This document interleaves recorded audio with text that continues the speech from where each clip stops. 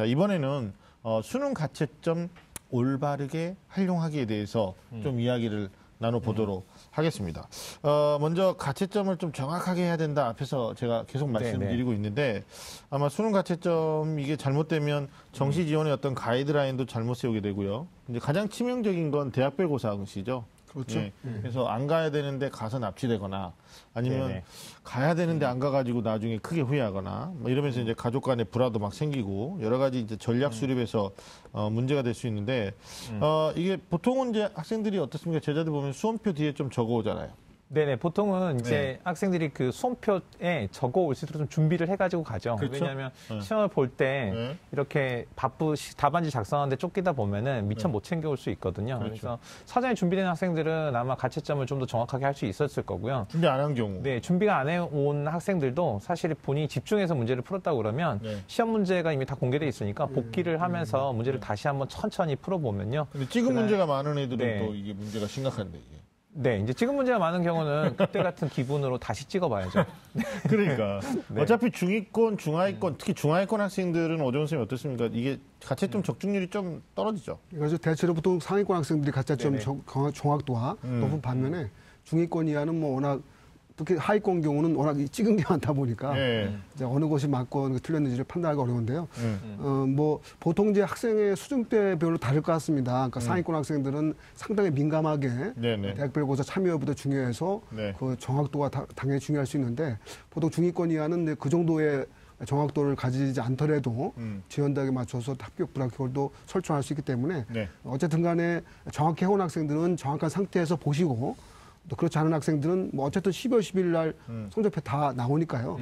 그때까지 좀 기다려보면서 지켜보면 좋을 것 같습니다. 중요한 말씀해 주신 게 어차피 이제 가채점을 가지고 우리가 고민할 때는 수시 때문이에요. 수시의 최저 기준이 되느냐 안 되느냐인데 뭐 정시에 어느 정도 선일까요? 이거는 수시 때문에 물어보는 거지. 뭐 수시 한 장도 안 쓴 학생이 아직 성적표도 안 나왔는데 지금부터 미리 선생님 이 점수가 나왔는데 어디 갈 수 있을까요? 뭐 어느 정도 라인인가요? 라는 것은 좀 성급하다는 것과 이걸 먼저 점검을 해야 되고 선생님 중요한 얘기 해주신 게 이제 수시 때문에 최장력 기준인데 입시 기관이 예상하는 이제 등급 컷들이 있거든요. 등급 컷 안에서 뭐 예를 들면 국어가 내가 97점인지 94점인지 3점짜리 하나가 애매해요. 이거는 고민할 사항이 아니라는 거예요. 그냥 1등급이니까. 수시를 위한 최장력 기준에서. 근데 94점인지 91점인지 모르겠어요. 이러면 이제 그 경계에 있거든요. 이제 이 경우에 저희 학생들이 점수 불러주는 거 보면 선생님 제가 조금 긍정적으로 평가하면 94점이고요.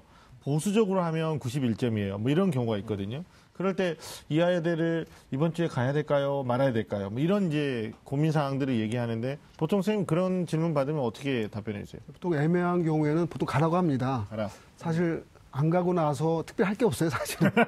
그냥 집에서 노는 것 뿐이지. 보통은 그냥 가라고 하고요. 또 그게 또 경험일 수 있습니다. 그래서 이제 정말 저희가 수능 결과 워낙 잘 나와서 자기가 원하는 대학을 정시 때 꼭 지원하기 위해서 그런 학생들이 주로 고민하는 경우고 이런 경우 대체로 열에 한 명 정도에 불과하고요. 대부분 가야 합니다, 기본적으로. 가야 되죠. 가야 하니까 애매하면 가고요. 특별히 점수가 아주 많이 나와서 정시의 지원 기회를 꼭 가져야 할 학생들은 아주 정밀하게 체크해서 그것도 좀 보수적으로 점수를 많이 남긴 상태에서 체크해서 아마 그런 불참 여부를 결정하는 것도 좋을 것 같습니다. 긴가민가한 거는 틀린 걸로 간주하고 그렇죠. 아니다라고 생각하고 그렇게 하는 게 맞겠죠, 선생님? 맞죠? 네. 아니, 실제로 학생들이 또 이런 것도 굉장히 고민 중에 하나예요. 예를 들면 뭐 특정 대학을 예를 들어서 중앙대학교를 정시에도 지원 가능하다라는 뭐 4군데 입시기관의 진단이 떴다. 근데 이제 중앙대 논술을 갈 거냐 말 거냐. 그러면 과가 좋으면 가라. 과가 별로면 정시에 더 좋은 과를 갈 수 있으니까 가지 마라. 뭐 이런 진단을 할 수 있는데 이제 학생들 입장에서는 선생님 그럼 제가 중앙대를 과를 바꿔서라도 낮은 과를 쓰면 정시에 가능성이 있다면 한계 군을 좀 올려서 추가 합격을 노려볼 수 있는 기회가 한번 남아있지 않겠습니까? 이렇게 또 질문할 수 있어요. 그러면 이 경우에는 그래 그럼 너한테 기회가 한 번 더 있으니 뭐 중앙대가 정시 확실하다는 뭐 4군데 이상의 입시기관에서의 진단을 받았다면 스스로 진단했겠죠. 그 경우에는 또 안 가는 것도 뭐 한 번의 기회를 살리는 거니까 괜찮겠죠? 어떻게 생각하세요? 저는 이제 좀 생각이 다른데 네. 사실 이제 오정호 선생님 우리 처음에 이야기를 할 때 최상위권 학생들의 가채점 결과는 대체로 신뢰할 만하거든요. 네네네. 근데 이제 사실은 이 중위권 학생들이 선택의 폭이 굉장히 넓다 보니까 중위권 학생들이 만약에 가채점을 잘해온다면 이 학생들은 사실 전략적으로 생각해 볼 수 있는데 네네. 사실 이 최상위권 학생들은 대부분 가채점 결과를 신뢰할 만하고 그 신뢰 결과가 실제로 이제 신뢰할 만한 결과를 가지고 등급 컷이 얼마나 될 건지가 사실은 명확하진 않잖아요. 모두 네. 다 오정훈 선생님일 수는 없으니까. 예. 네. 그래서 사실 이제 우리 학생들이 그걸 가지고 고민을 하는데 저는 이제 이런 점을 좀 생각을 해보고 싶어요. 수시 전형을 지원할 때란 이제 가채점 결과를 가지고 정시를 고민할 때는 우리 학생들이 조금 그 대학을 지원하고자 하는 기준이 조금 달라질 수 있어요. 왜냐하면 수시를 지원을 할 때는 보통 고민을 할 수 있는 기간이 더 여유가 있다 보니까 네. 보통 학생들이 대학뿐만이 아니라 이 전공이라든지 본인 학제가 가지고 있는 자기 자신의 발전 가능성이라든지 네. 이런 것들을 두루 생각해 볼 수 있는데 네. 점수가 나와가지고 주변에서 가채점 결과 OX가 결정될 수 있다 이런 얘기를 하다 보면은 기존에 심각하게 그다음에 신중하게 고민했던 기준들을 다 폐기해버리고 내가 그냥 대학의 그레이드만 올릴 수 있을까라는 그런 조금 조급하고 조금 관점이 좁아드는 판단을 할 수 있다는 거죠. 그렇죠. 네, 그래서 그런 관점에서는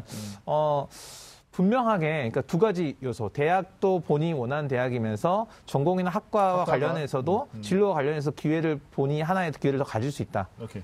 기회 비용으로 쓸 수 있다. 이러면은 저는 좀 심각하게 고민해 보고요. 그렇지 않으면 네. 처음에 판단을 함부로 버리지 말라. 저는 네. 이렇게 조언하고 싶습니다. 또 하나 이제 이런 경우도 있습니다. 가채점 하는 경우에 아마 이 방송을 아마 학부모님들, 그죠? 수험 네. 학부모들 많이 보실 텐데요. 네.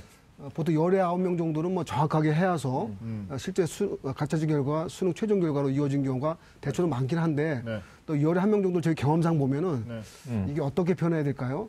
부모님의 위안을 또 좀 드리기 위해서 효심이 강한 거죠. 그렇죠? 맞지도 않은 문제를 이렇게 맞다고 동그라미 쳐갖고 하는 경우도 가끔 봅니다. 그래요, 그래서 실제 결과가 네. 또 다른 경우도 있는데 네. 뭐 그래서 최종 결과는 성적표를 받아봐야 됩니다. 기본적으로. 네네. 그래서 일단 그렇게 생각하고서 접근하는 것도 실제 또 가능할 것 같습니다. 알겠습니다. 가채점 정확하게 해야 된다는 취지에서 우리 학생들이 뭐 양심에 의존해서 또 기억에 의존해서 하는 건데 일단 수시 지원 전략 때문에 중요한 의미가 있다라는 거 정리드리고 두 번째가 가채점의 핵심은 이제 영역별로 등급 구분. 네네. 내가 1등급이냐 2등급이냐 어디 경계에 있느냐 이런 건데 이게 이제 수능 이후의 수시 전략 지금 계속 얘기하고 있는 건데 기준 때문인데 입시 기간별로 이게 발표하는 가채점 등급 점수가 동일하지가 않아요.